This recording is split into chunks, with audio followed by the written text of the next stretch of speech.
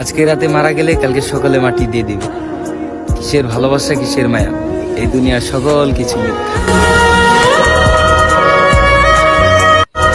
আল্লাহ, তুমি আমাকে প্রতিষ্ঠিত করে দাও, কারণ আমি পরিবারের বড় ছেলে।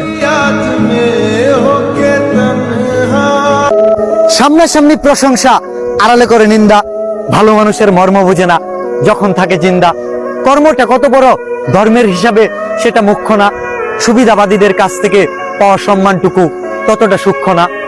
বটবৃক্ষের নিচেও আশ্রয় নিত না যদি পথিকের ক্লান্তি দূর না হতো। আমাদেরও কেউ মনে রাখতো না যদি আমাদের প্রয়োজন না হতো।